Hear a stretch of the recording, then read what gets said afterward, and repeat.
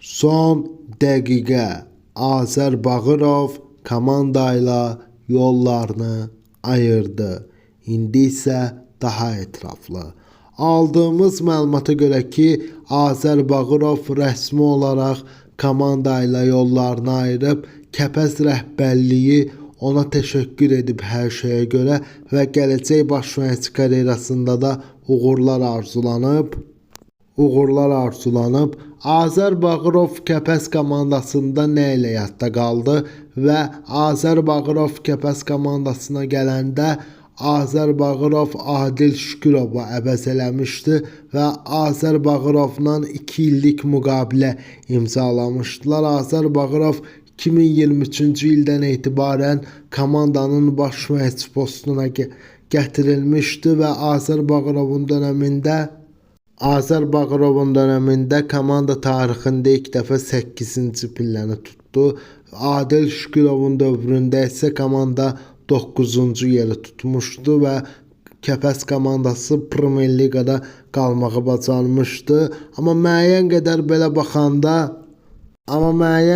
belə baxanda Azər Bağırov həqiqətən Kəpəzdə, yəni eləmədiyi işləri Kəpəz komandasında elədi. Əgər Azər Bağırov baş məşqçi karyerasına Araz Naxçıvanda başlamışdısa, Araz Naxçıvanda gördüyü işi Kəpəzdə tamamilə bacardı və Kəpəz komandasını Premyer Liqada saxlamağa çalışdı.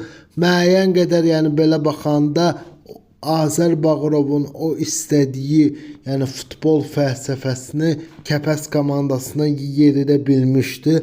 Həm komandanı Premyer Liqada saxlaya bildi, həm də o istədiyi oyun tərzi baxımından komandaya o oyun sisteminə otuzdura bilmişdi.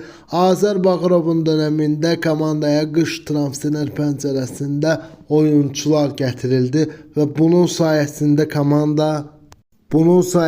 komanda Premyer Liqada qalmağı bacardı və Azər Bağırovun dönəmində Azərbaycan kubokunda da 4-1 finala kimi Kəpəz komandası tarixində ilk dəfə irəliləməyə bacardı. Adil Şükurovun dövründə isə komanda Azərbaycan kubokunun 16-1 final mərhələsindən mübarizəni dayandırmışdısa, Azər Bağırovun dövründə komanda Azərbaycan kubokunda 4-1 finala kimi irəliləməyə bacardı. Hətta 4-1 finalla yanaşı komanda tarixində ilk dəfə yarım finala yaxın idi. Yəni təəssüflər olsun ki, Neftçi komandasına məğlub olaraq Kəpəz komandası 4-1 finalda mübarizəni dayandırdı. Amma belə baxanda mövsümü götürsək, Azər Bağırov 2023-cü ildən etibarən komandanın baş məşqçi postuna gətirildi. Müəyyən qədər Azər Bağırov o istədiyi oyun tərzini Kəpəzə otuzdura bilmişdi. Bəlkə də Azər Bağırov komandada qalsaydı daha da yaxşı ola bilərdi komanda. Ən azından Azər Bağırovun dönəmində komanda 8-ci yer tutmuşdusa, bəlkə də gələn mövsüm komandanın iddiası 4-cü də ola bilərdi. Amma buna baxmayaraq, artıq klub rəhbərliyi Azər Bağırovla rəsmi olaraq komanda yollarını ayırıb. Belə baxanda müəyyən qədər Azər Bağırov Araz Naxçıvanda elədiyi işləri Kəpəz komandasında eləməyə bacardı. İstər oyun tərzi baxımından, istər oyunçu gətirmək baxımından, həm qış transfer pəncərəsindən komandaya oyunçular cəlb olundu. İstər Azər Bağırovun dönəmində olsun, istər Adil Şükurovun dönəmində olsun, amma bu heyətlə də Azər Bağırov göstərdi ki, bu kiçik büdcə ilə də komanda heç olmasa Premyer Liqada qala bilər imiş. Amma Adil Şükurovun dövründə komanda 9-cu pilləni tutmuşdusa, Azər Bağırovun dönəmində komanda 8-ci pilləyə kimi qalxa bildi. Mən amma güman edirəm ki, bəlkə də Azər Bağırov qalsaydı, ən azı 4-cü, 5-ci pilləni tuta bilərdi Kəpəz. mənim fikrimcə. Yəni indi düzdür, hamımız istəyirdik ki, Azər Bağırov qalsın, Kəpəzə müəyyən qədər xeyir versin, amma bu belə olmadı. Yəni zaman göstərdi ki, klub rəhbərliyi əcnəbi baş məşqçi ilə davam eləmək istəyir. Belə baxanda Azər Bağırovun oyun sistemindəki olan o oyun potensialı Kəpəzə çox xeyir verdi. Həm oyun tərzi baxımından, həm də Kəpəzin düzgün yol seçib çempionatda qalması baxımından.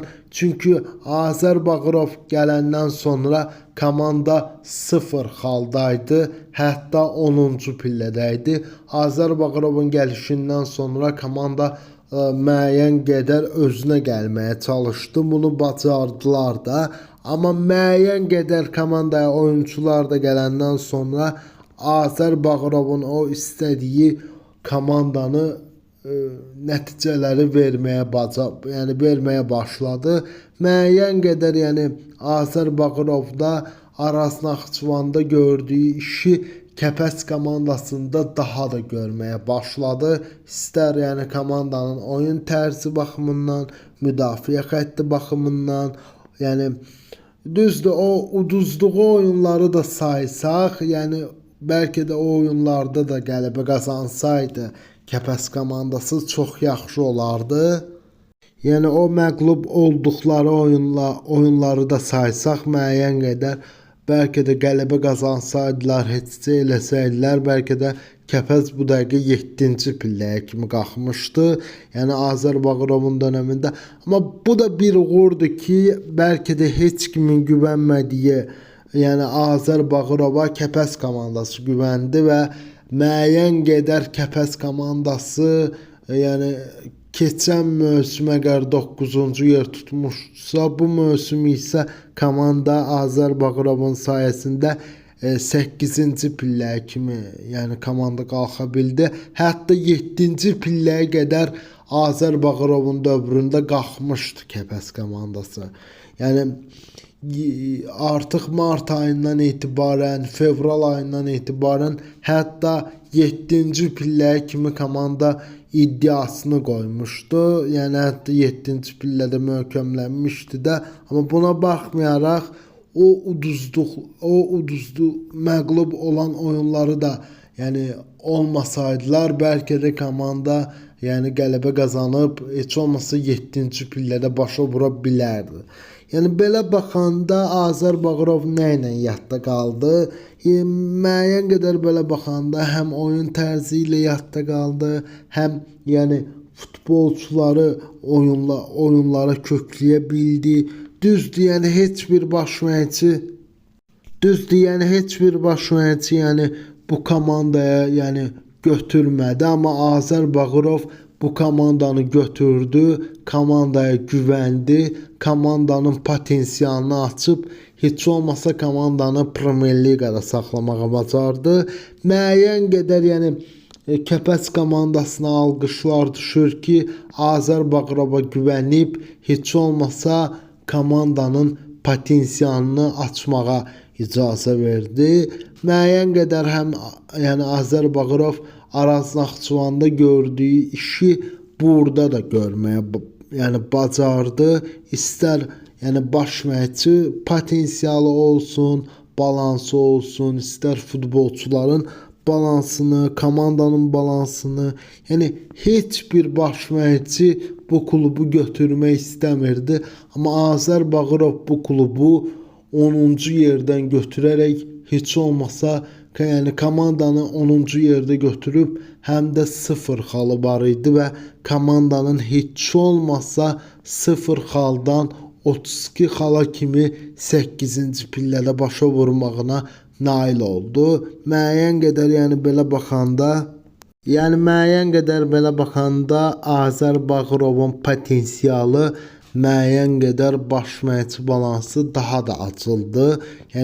Bəlkə indi biz bilmirik. İndi Kəpəz komandasında yollarını artıq ayırıb, o artıq Kəpəz komandasında yoxdur.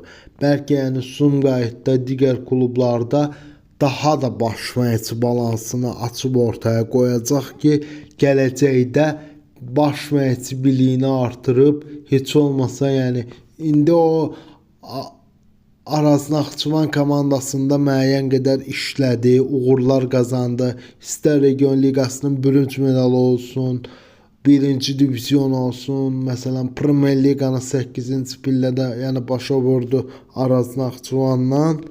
Kəpəz komandası ilənsə tarixində ilk dəfə Kəpəz keçən mövsüm 9-cu yer tutmuşdusa, bu mövsüm 8-ci yer tutdu və 0 xaldan 32 xal yığmağı bacardı. Belə baxanda Azər Bağırovun yəni baş məşqçi balansı həqiqətən açıldı, ortaya qoyuldu. Nə cür baxımından açıldı, ortaya qoyuldu? O baxımdan ki, yəni Araz Naxçıvanda gördüyü işi burada da görməyə bacardı. İstər yəni komanda baxımından, istər oyuncular baxımından, istər yəni baş məşqçinin yəni necə deyim, bir kiçik bir büdcə ilə yəni əsl futbol, yəni döyüşkənliyi komandada yaratdı və bu uşaqlarla heç kimin inanmadığı uşaqlarla bu uşaqları inandırdı ki, heç olmasa komanda yəni Premier Liqada yerini qoruyacaq və qorumağı bacardı da. Bəlkə də yəni komandada qalsaydı, eləsəydi daha da yaxşı olardı. Heç olmasa onun sayəsində komanda heç olmasa 7-ci pilləyə kimi də qalxmışdı, amma 7-ci pilləni qoruya bilmədilər. Bəlkə də o məğlub olan oyunları da saysaq, yəni bəlkə də heç yəni bərabərə qalsaydılar, yəni heç olmasa qələbə qazansaydılar, mən deyə bilərdim ki, heç olmasa Azər Bağırov Kəpəz komandasının 7-ci pilləyə kimi də yəni saxlaya bilərdi. Komanda fevraldan düz marta kimi, yəni 7-ci pilləyə kimi də qalxmışdı. Müəyyən qədər,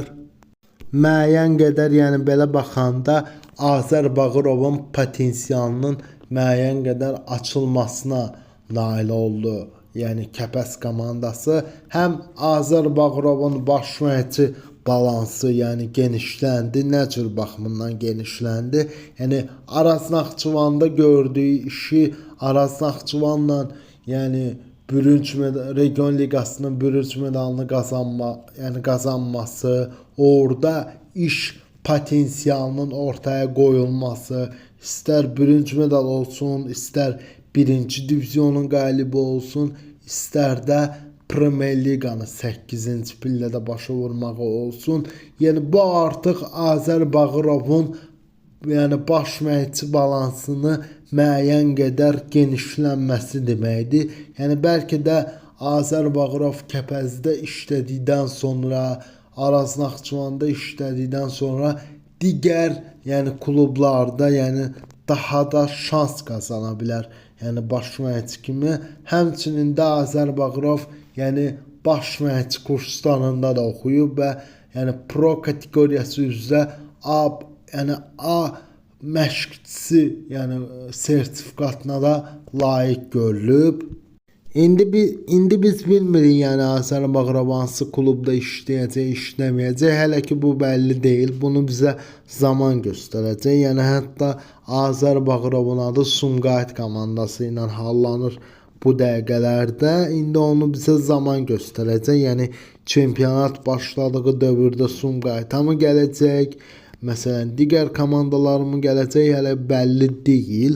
Amma mən güman edirəm ki, bu cür bizim belə bir yaxşı baş məşqçilərimiz gələcəkdə yəni Premier Liqamızın bahalı klublarında da işləyə bilər. İstər Neftçi komandamızda olsun, Sabahımızda olsun, digər klublarımızda olsun. Artıq müəyyən qədər Azər Bağırovun baş məşqçi balansı müəyyən qədər artıq üzə çıxdı. Yəni kiçik büdcəli olan klubları müəyyən qədər Ayxan Abbasov kimi dirildə bilir Azər Bağırov. Gələcəkdə bəlkə də biz onu Sumqayıt komandasının baş məşqçi postunda görə bilərik. Yəni ki, uğurlar arzu edirik. İnşallah digər baş məşqçilərimiz də bu cür nailiyyətlər əldə edə bilərlər. Yəni videomuz bura qədər idi əziz tamaşaçılar. Videonu bəyəndinizsə kanalımıza abunə olun və kanalımıza abunə olun ki, digər transfer xəbərlərindən də anında xəbəriniz olsun. Sağ olun, salamat qalın. Hələlik.